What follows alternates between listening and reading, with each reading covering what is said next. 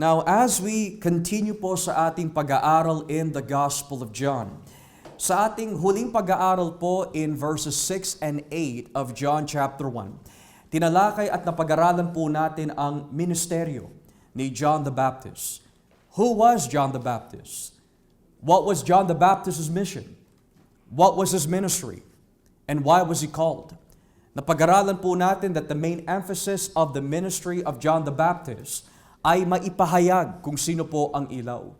Bagamat siya po ay hindi yung ilaw na kanyang ipinapangaral, gayunpaman, he is the last Old Testament prophet. To which sabi po ni Jesucristo, amongst all the prophets that God has ever called, si John the Baptist ang pinakadakilang propeta. Bakit po? Hindi po siya nakagawa ng mga himala, hindi po niya hinate ang pulang dagat, hindi po siya nakalakad sa dagat. And yet the Bible says siya po ang pinakadakilang propeta sa lahat ng mga propeta in the Old Testament. And the reason for this is because he introduced Jesus Christ in the flesh. At dahil po dito, nilalapit po niya ang mga tao sa kanyang pangangaral to trust in the one that is to come, na walang iba kundi si Jesucristo. Sa gayon, nakikita po natin in verse 9, kung sino po talaga ang ilaw na binabanggit po ni John. Sabi po dito, ang tunay na ilaw na nagbibigay liwanag sa lahat ng tao ay dumating na sa mundo. Now we must understand that the words, this true light, the true light, has now come into the world is still a continuation sa mga nabanggit po in verse 4. Halimbawa, kung itataas po natin ang basa sa talatang 4, as we remember, ang salita ang pinagbumulan ng buhay, at ang buhay na ito'y ilaw, dahil ito ang nagbibigay liwanag sa mga tao. Ang ilaw na ito'y nagliliwanag sa kadiliman, at hindi ito nadaig ng kadiliman. We have come to learn several Sundays ago that ang ibig sabihin po ng buhay pertains to eternal life. Na itong berbo ng Diyos, this word ng Diyos, itong mensahe ng Diyos, hindi lang po siya salita, hindi lang po siya berbo, siya po ang may likha ng lahat ng bagay. Siya po ay kasama na po ng Diyos from the very beginning. Siya po ang creator at may likha na anumang bagay that we see in our universe. Pero the reason why may kapangyarihan po siya maglikha, dahil mismo siya mismo, we could say, in Him, He is the very origin and the genesis of life. Nang ibig sabihin, siya po ang pinagmumulan ng buhay. Hindi lang po physical life, but as well spiritual life. Pero hindi lang po natapos diyan. Si Kristo bilang salita ay hindi lang po pinagmumulan ng buhay, pero siya po ay liwanag. He is light. At ang ibig sabihin po ng liwanag po dito, mga kapatid, is illumination. Upang maliwanagan po ang ating pag-iisip na siya po ang revelation ng Diyos. Siya ang pahayag ng Diyos. And to give us an understanding of who Jesus is, kapag ito'y tinanggap po natin na siya ay Diyos, siya ang Mesiyas, siya ang Kristo, siya ang nagbibigay ng kaligtasan ho sa atin, we have been illuminated by that light. Pero notice how he says, Jesus is the true light. Pero bago po natin alamin po yan, tingnan po natin yung mga ilang teksto in the Gospel of John that demonstrates that Jesus constantly professes and even proclaims na siya po talaga ay ilaw. Halimbawa, in John chapter 9, kung ating po babasahin, John chapter 9, talatang 5. John chapter 9, beginning at verse 5. John 9, verse 5. Sabi po ng Biblia, habang ako ay nasa mundong ito, ako ang ilaw na nagbibigay liwanag sa mga tao. While I am in the world, I am the light of the world. Moreover, sa chapter 12 ng Gospel of John, John chapter 12, talatang 46. John 12, verse 46. Tignan niyo po ang nakalagay. Naparito ako bilang ilaw ng mundo, upang ang sinumang sumampalataya sa akin ay hindi na mananatili sa kadiliman. Now, what is interesting about this is that bago po natin binasa ang John 9 and John 12, what makes Jesus different from John the Baptist is this. Bagamat sa mga ibang parte ng John, binabanggit po ni Jesus that John the Baptist was a form of light.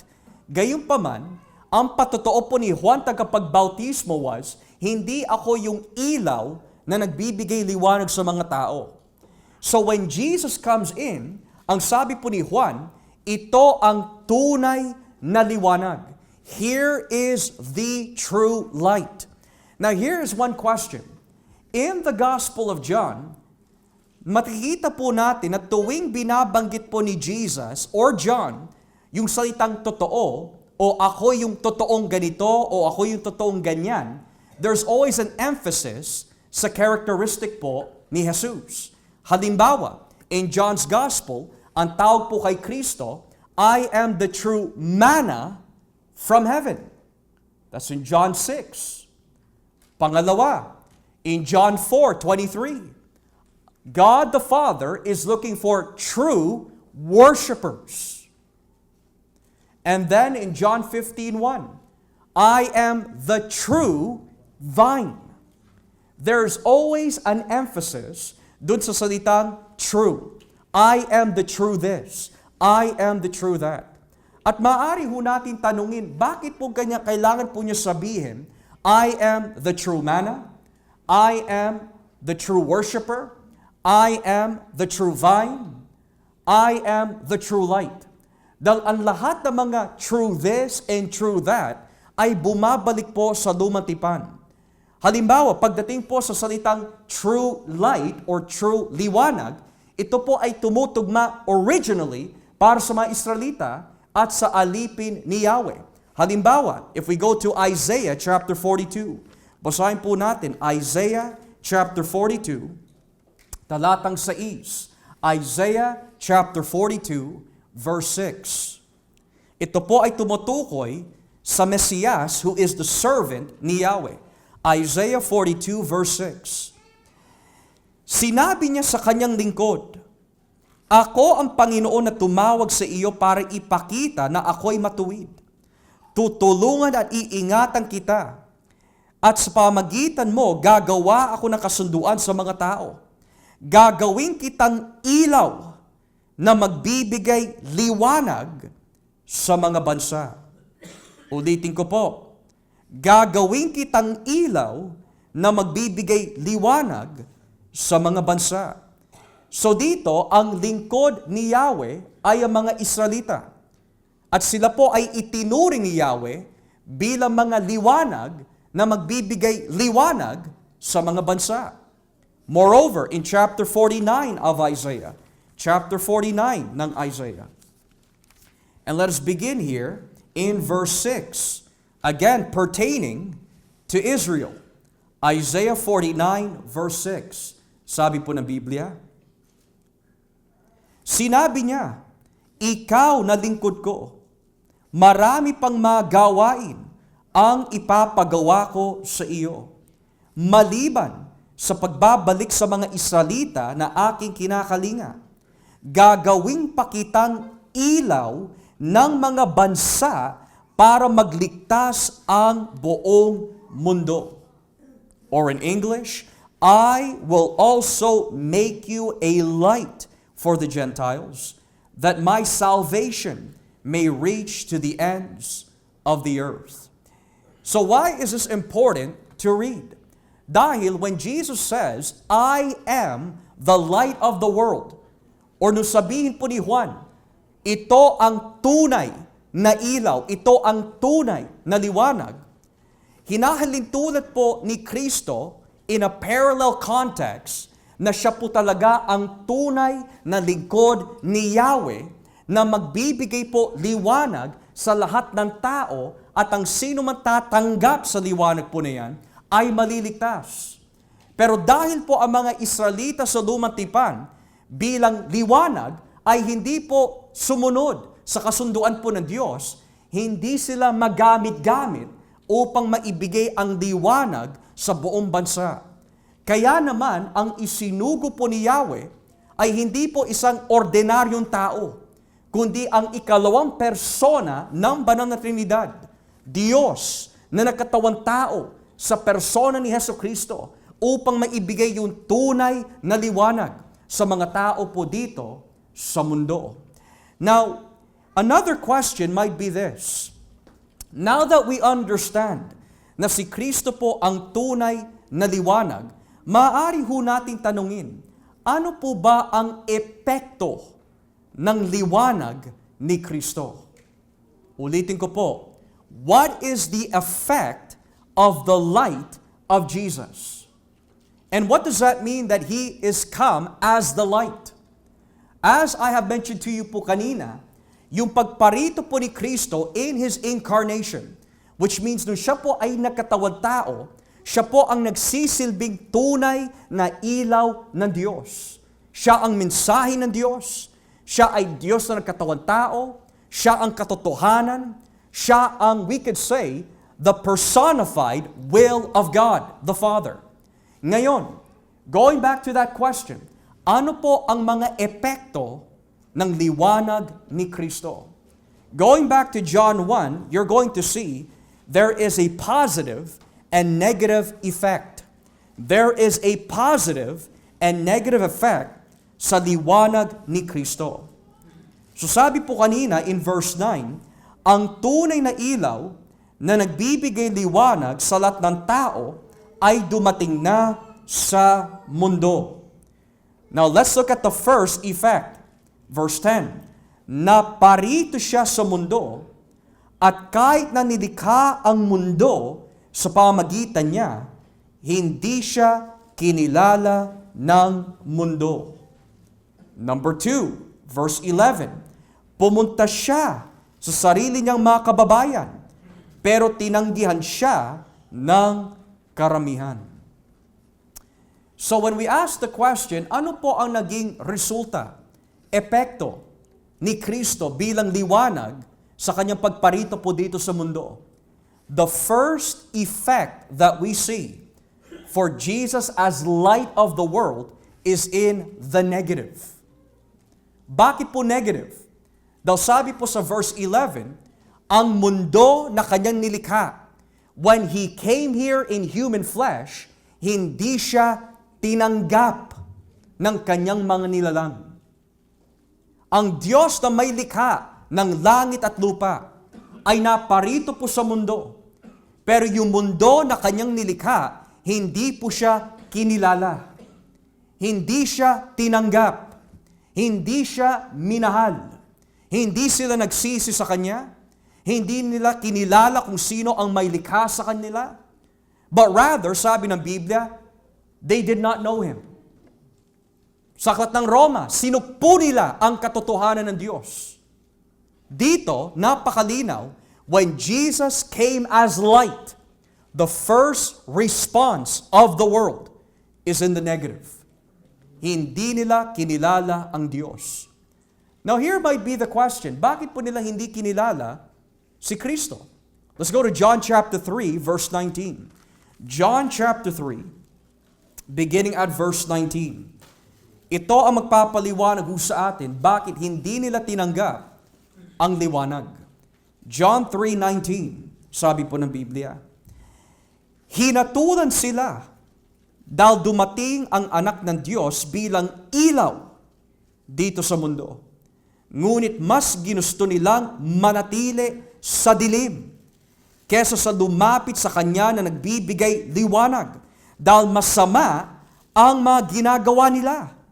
Verse 20, ang taong gumagawa ng masama ay ayaw sa liwanag at hindi lumalapit sa liwanag dahil ayaw niyang malantad ang kanyang mga gawa. Napakalinaw mga kapatid. Nung isang araw, kinakausap po ako ng isang kapatiran at kinakwento niya ho sa akin Pastor, nakapagbahagi po ako ng salita ng Diyos. Kaya lang, ramdam na ramdam ko na nilalayuan ako ng tao. May ibang kaapatiran na nagsabi, alam mo, Pastor, nagbabahagi po ako, pero iniiba nila yung usapan. Habang ang iba naman, alam mo, nakapagbahagi ako sa work, pero parang iniiwasan ako. Bakit po ganon? When you talk to an adulterer, that adultery is sin, nilalayuan ka. When you tell someone to give their life to Christ and to commit their whole body to Christ, nilalayuan ka. When you tell a Roman Catholic that Christ is only the way through faith alone, not by works, nilalayuan ka. When you tell a Muslim that Allah has a son and His name is Jesus, nilalayuan ka niya. When you tell the atheist that Jesus is God and that He's real and you can find Him in history, nilalayuan ka. Bakit po ganun ang response ng mundo? Tuwing tayo po ay nagbabahagi, what you're actually doing, mga kapatid, is nagbibigay ka ng liwanag sa kanila. Dahil yung liwanag na binibigay mo sa kanila ay hindi po ikaw, kundi si Jesus. And when you give Jesus, and they do not want to hear about it, they don't want to talk about it, nilalayuan ka, at nagagalit pa sila sa inyo, it's because totoo ang sinasabi ng Biblia. Dumating ang liwanag, pero mas gusto ng mga tao na manatili saan? Sa kadiliman. They hate the light. And it's not about the message that they hate Jesus. That's the truth. The world doesn't love God. The world hates God. And how do we know that the world hates God? They hate God's marriage. So that's why they institute man and a man, woman and a woman. Pangalawa, they don't want God to be the ruler of the universe. Kaya you will see, may mga liberal party, there's a conservative party, may NDP party, may mga iba-ibang klase mga grupo na may mga kanya-kanyang mga pananaw. But they don't want yung pananaw ng Diyos. Moreover, yung blessing ng Biblia na ang isang babae na kasal kapag niloob sa kanya ng Diyos na mabuntis, blessing yun. Pero ang ating mundo, ayaw nila yung blessing ng Diyos. Kaya may Planned Parenthood. There are abortions taking place every single day because they hate God. Ang sabi po sa Roma 1, alam nila may Diyos, but they hate God. That is why the Bible says, dumating po siya sa kanyang mundo that He created, pero hindi siya kinilala ng mundo. At kahit yung mga masasabi natin, mga mababait na pananalita, which is not really mabait na pananalita, tulad ng, saka na ako, next time na lang tayo mag-usap patungkol sa Kristo mo. Bagamat may mga ngiti sila sa kanilang mga mukha, at bagamat maayos po ang pakikitungo po nila sa inyo, pero the fact na sinabi nila, next time na lang natin pag-usapan yan, hindi pa ako handa. What they're really saying is, deep down in their very hearts, I don't need your Jesus. Maybe later, not now. Maybe sometime in the future, pag malapit na ako mamatay, then I'll give my life to this Jesus. In reality, ang pinakaugat po nun, mga kapatid, I hate God. Yun ang katotohanan po nun. Let man be a liar and let God only be true. Yan ang sinasabi ng Biblia. Hindi siya kinilala. Ngayon, Pastor, parang hindi yata tama yun kasi marami nakakakilala sa Diyos. A lot of people know God. Yung ginamit po dito sa salitang kilala is not intellectual. Si Satanas, he intellectually knows God.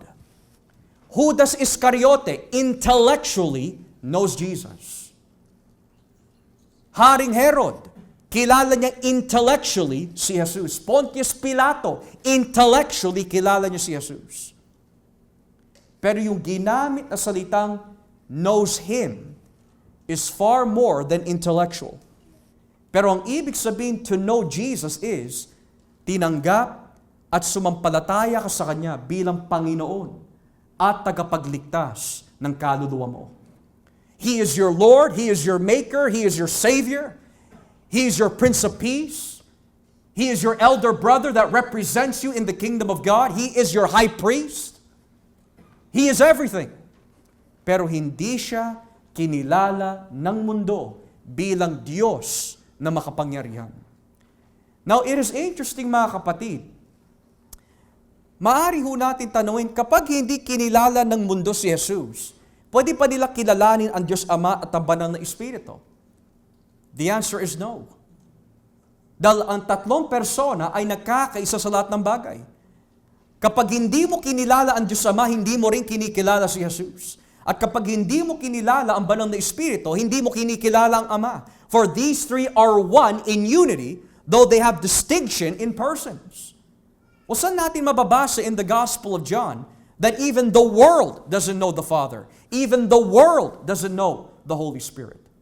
Well, let's go to John 14, beginning at verse 17. Juan 14, talatang 17.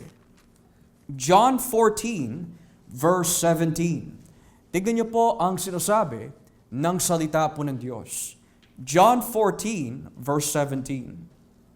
Sabi po ng Biblia, siya ang banal na Espiritu na tagapagturo ng katotohanan.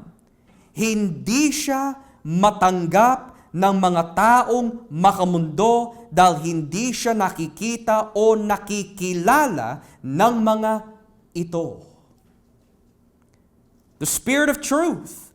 The world cannot accept Him because it neither sees Him nor knows Him. Napakalinaw. The world doesn't know Jesus as Creator. The world doesn't know the Holy Spirit as the convictor. Lastly, John 17, Juan 17, talatang 25. John 17, verse 25. Tignan niyo po ang nakalagay dito. Amang makatarungan, kahit hindi ka nakikilala ng mga taong makamundo, nakikilala naman kita at alam ng mga mananampalataya na ikaw ang nagsugo sa akin. Righteous Father, though the world does not know you, I know you, and they know that you have sent me.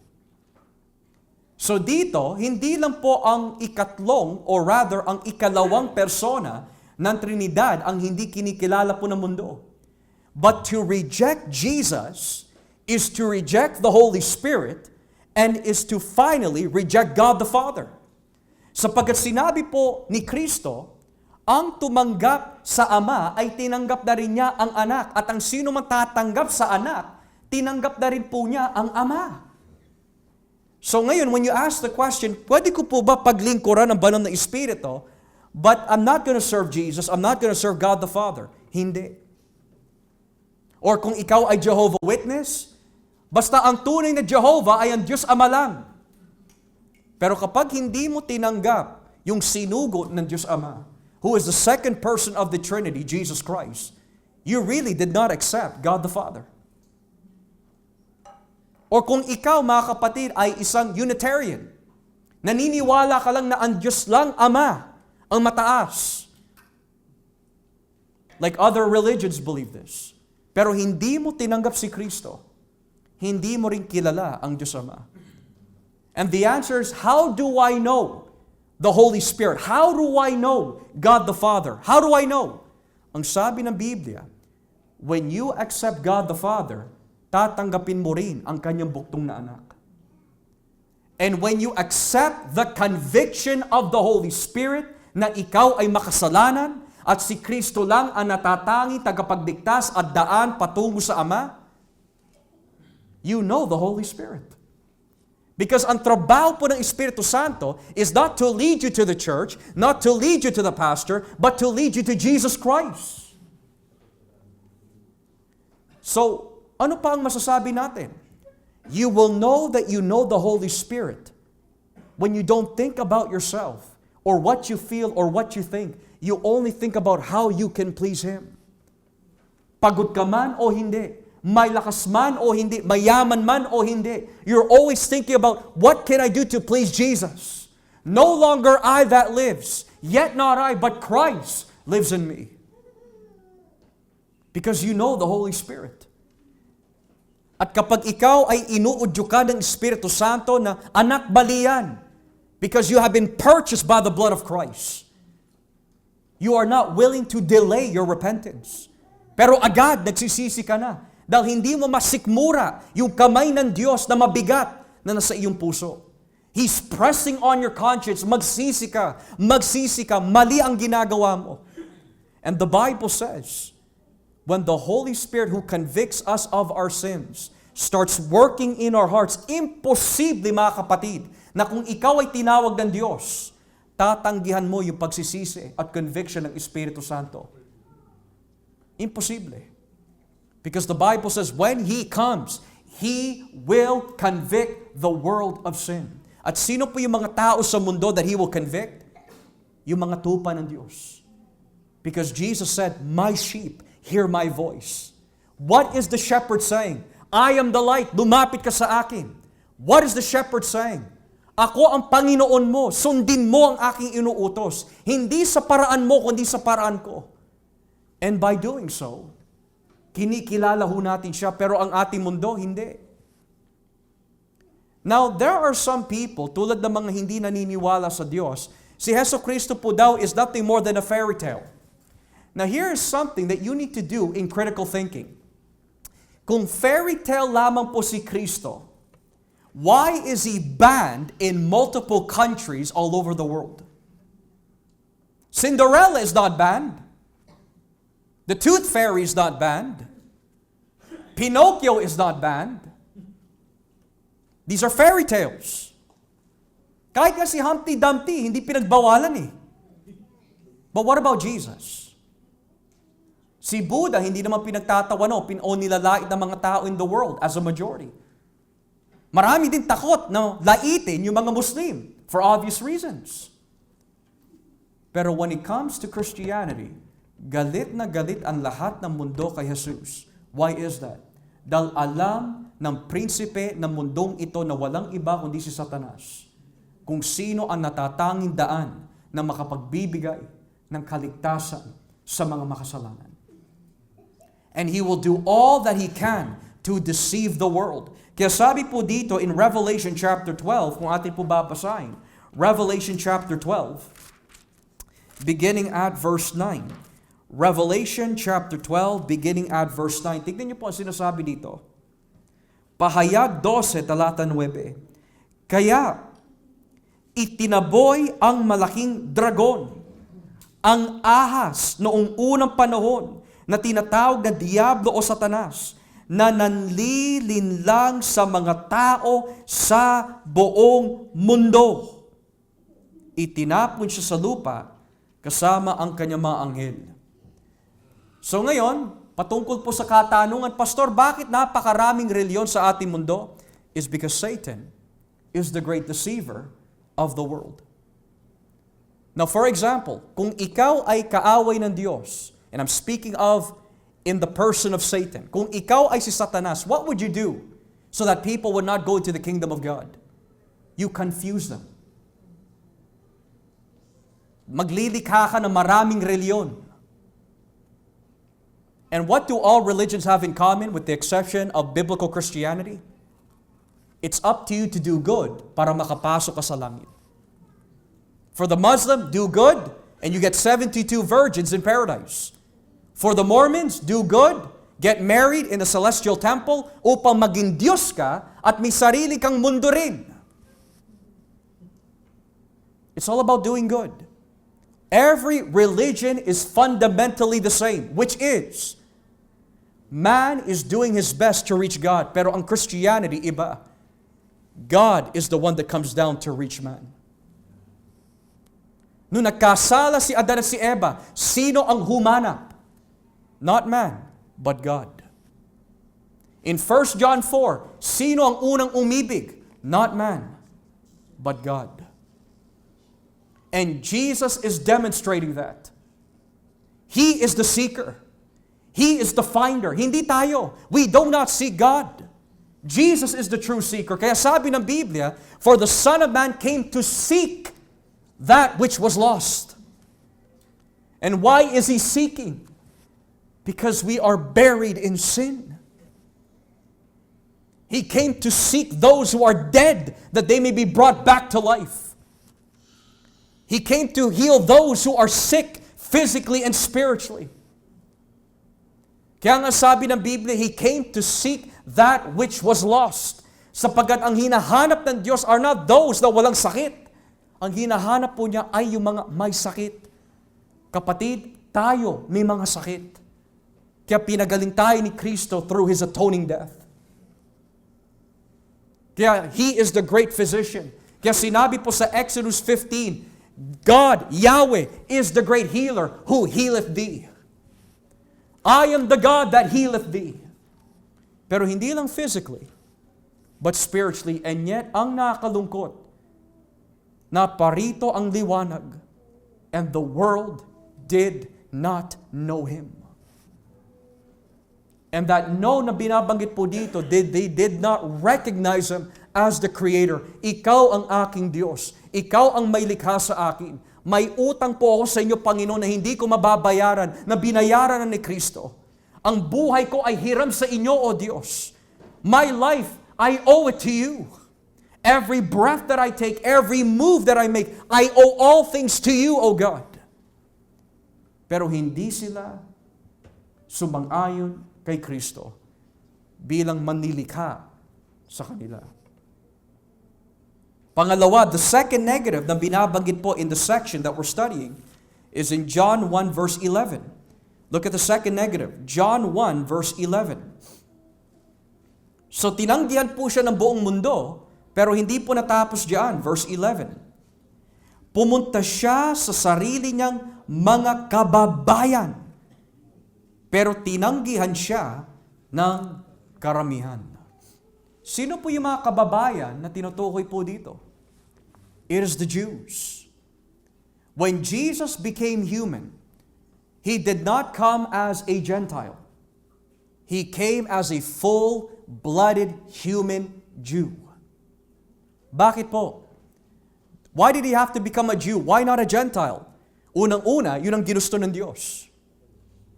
Pangalawa, He wanted to fulfill His promise to Abraham and to David.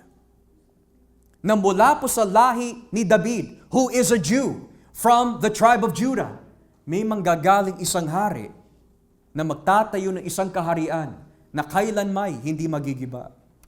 At nangako din po siya kay Abraham in the Old Testament na mula sa lahi ni Abraham, pagpapalain ang buong mundo.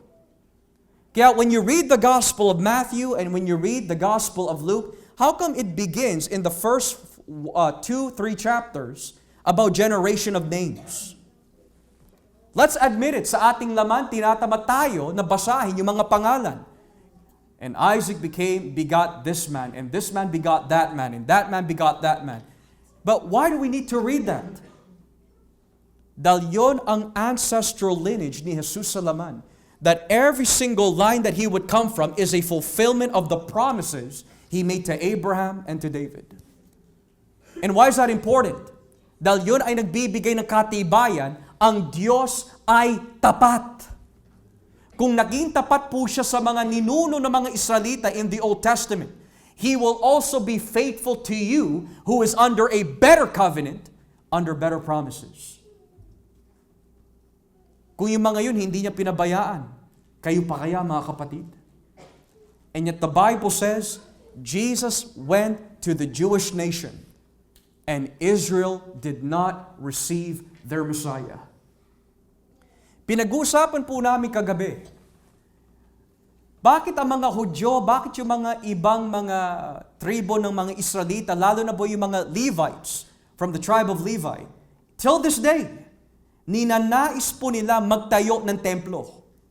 At pangalawa, there are some Jewish sect na may upuan na iniiwan po sa labas ng isang lugar na at inaabangan po nila si Elias because they believe kapag dumating si Elias, malapit na rin dumating ang Mesiyas. The last Jewish person na nakausap po namin ay anak ng isang rabbi. And this individual na kinausap po namin when we were talking to him, who is Jesus Christ? Do you believe He is the Son of the living God? Jesus is a good man. Jesus is a good teacher. Pero nung kinausap po namin ni Pastor John, sabi po nung lalaki, but to us, He's nothing more than a good rabbi. But we are still waiting for our Messiah. Na here is yung nakakalungkot. Yung inaabangan po nila na Mesiyas came 2,000 years ago. Nakakalungkot. No wonder why in Matthew 23, sinabi po ni Jesucristo, O Jerusalem, O Jerusalem, how I weep for you. You are now brought to desolation. For I am calling upon you like a hen who calls her chickens. Nang ibig sabihin, ang unang grupo na pinuntahan ni Kristo ay hindi yung mga Hintil, kundi ang mga Israelita. That's why in Matthew 10, ito po yung tinatawag, the first commission. Sabi ni Kristo, do not go to the way of the Gentiles. Huwag ka pumunta sa mga lugar ng mga Samaritano. Huwag ka pumunta sa mga lugar ng mga Hintil. Unahin mo ang lost sheep of Israel. Pero hindi tinanggap ng mga Israelita. Now here's the beauty of God's sovereignty. Sa isang banda nakakalungkot na hindi tinanggap ng mga Hudyo si Kristo. Pero nakakatuwa in a sense because dahil sa kanilang pagtanggi, napunta sa mga Hintil ang Ebanghelyo. We are Gentiles. Hindi tayo mga Hudyo sa laman. But because of their rejection of Christ, we got engrafted in. And the Bible says, hindi nila kinilala si Jesus. Now, what is very powerful about this passage is this. It says, but his own did not receive him. That can be translated as welcomed him, to take him in. Hindi nila tinanggap si Kristo. Minsan nagtatanong po yung mga ibang kapatiran, Pastor, biro mo, sa lumang tipan, napakalinaw, nandito si Kristo, nandyan si Kristo. Bakit hindi makita ng mga tao, ng mga Hudyo, na ito na yung Mesiyas nila? Here's the reason why. Illumination from the light has to be given. God the Father has to grant that understanding. Why? That's not fair, really. If you say that you came to the knowledge of Christ on your own, pagdating mo sa langit, ano sasabihin mo sa Ama? Ama, salamat dahil sa sobrang talino ko, tinanggap kita. Really? Then it's not grace. Salamat, Ama, dahil sa pag-aaral ko na Hebreo, Griego, kaya kita kinilala. That's not grace. But the Bible says, as we will see later on, the reason why we accepted Christ is not because you're smarter or better or more experienced than other people. Makikita ho natin mamaya sa pananaw po na marami that para ikaw ay maborn again, kailangan sumampalataya ka and then maboborn again ka. But you will see later, the reason why you've come to faith is not of your own doing, but it is the work of God. So two rejections. Ano po yung epekto ng liwanag ni Kristo? Number one, rejection. Rejection mula sa mundo, rejection mula sa mga Israelita. Ngayon, let's look at the positives. Ang epekto ng liwanag ay hindi lang negative, pero may positive. At ano po yung positive? Verse 12. Ngunit, ang lahat ng tumanggap at sumampalataya sa Kanya ay binigyan niya ng karapatang maging anak ng Diyos. Now, there's a wordplay here. In verse 11, natapos siya, they did not receive Him. Pero in verse 12, to those who receive Him. So may epekto ang liwanag. Kapag hindi mo siya tinanggap, hindi ka anak ng Diyos. Mananatili ka sa kabulagan mo. Mananatili ka sa ilalim ng galit at poot ng Diyos. Pero kapag tinanggap mo siya, sabi ng Biblia, hindi ka lang mapapatawad ng Diyos, pero notice the key word here, Son of God, sons of God. Ano pong ibig sabihin po nun? If verse 9 is illumination, verse 10 and 11 is rejection, verse 12 is adoption. Adoption.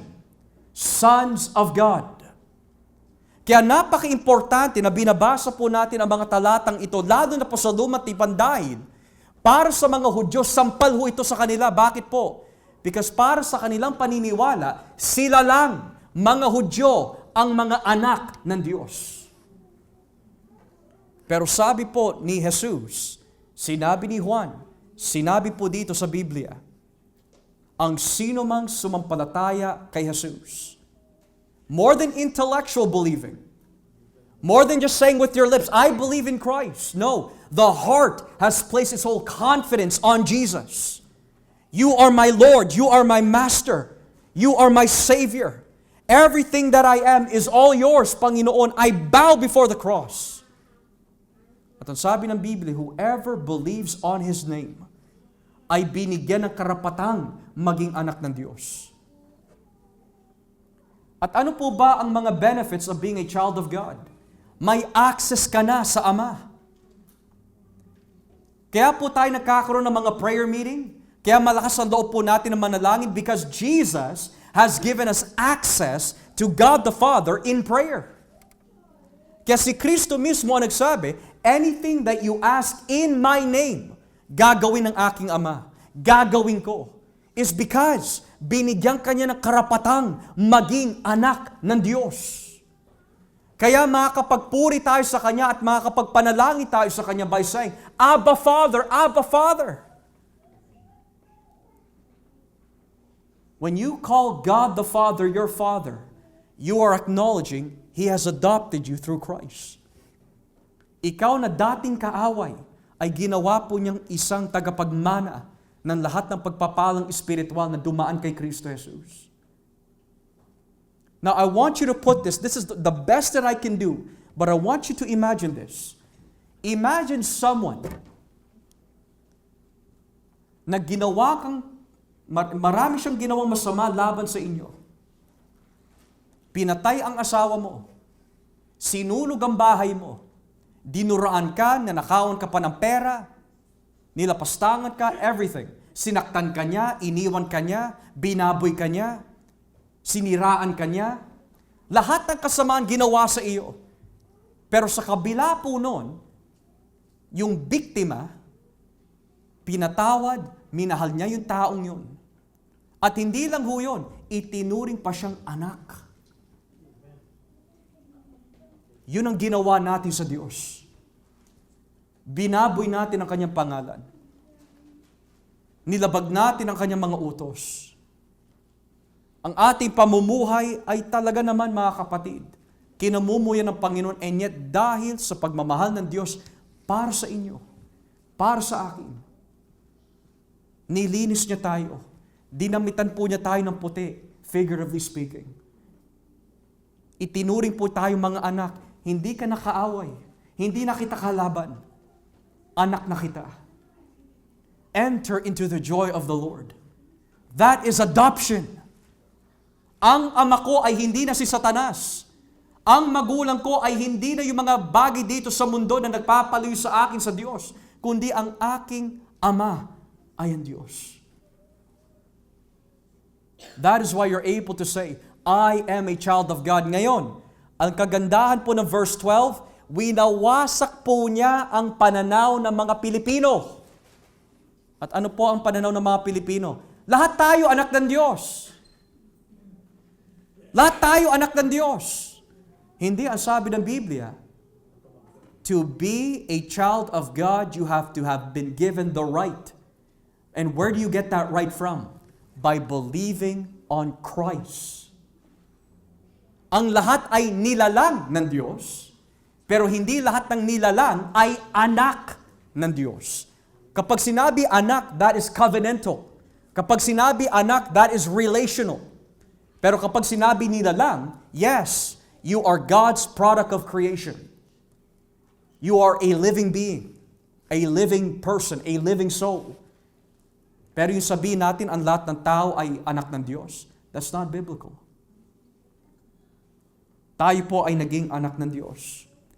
Now, from adoption, here is the next question.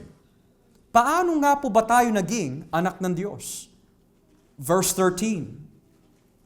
Naging anak sila ng Diyos, hindi sa pamagitan ng pisikal na pagkasilang o dahil sa kagustuhan ng tao, kundi dahil sa kalooban ng Diyos. Now, there are three things na binabanggit po dito in the negative. Negative 1. You were not a child of God because of natural descent. Number 2, hindi ka naging anak ng Diyos dahil sa kagustuhan ng tao, whether the decision of the husband or man's will. So ngayon, bakit po kailangan himayin po ni John those three things? Hindi ka naging anak ng Diyos through natural descent. Hindi ka naging anak ng Diyos because of your own will. Hindi ka naging anak ng Diyos because of the family lineage you came from.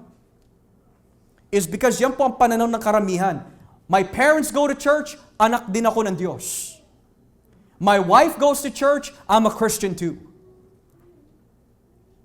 Not by natural descent. Mga Pilipino kami, automatic na yon. Mga Hudyo na kami, automatic na yon. Nagmula kami sa lahi ni Abraham, automatic na yon. Hindi, sabi ng Biblia, it's not by descent. It's not by your own will, but by faith. So ngayon, anong ibig sabihin po ng ating pagiging anak ng Diyos? Sabi po dito, naging anak sila ng Diyos dahil sa kagustuhan ng Panginoon. Dahil sa kalooban ng Diyos. Do you know what that means? We may not love Jesus perfectly, but if you are in Christ, it's because God wanted you to be in Christ.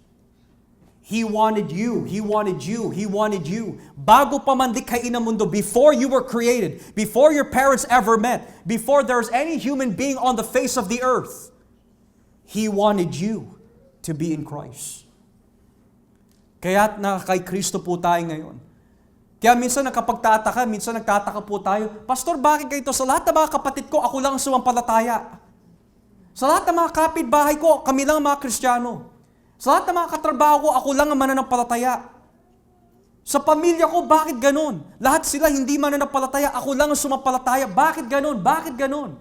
Dahil sabi ng Biblia, naging anak ka ng Diyos dahil sa kalooban ng Diyos. Nakakalungkot man sa realidad, pero ang kagalakan ng kasiyahan po natin, tayo mga dating kaaway, itinuring po tayong mga anak ng Diyos dahil sa liwanag na dumating dito sa mundo.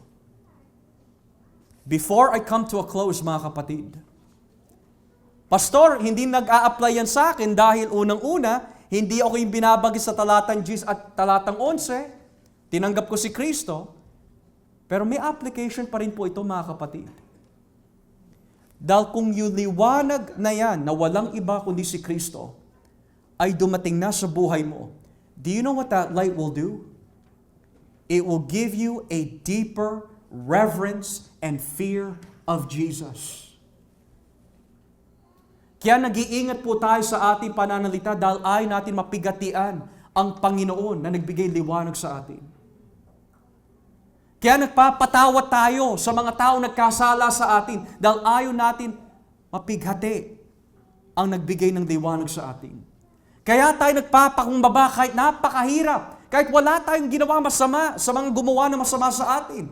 Kaya tayo nagpapakumbaba alang-alang sa Kanya na nagbigay liwanag sa atin.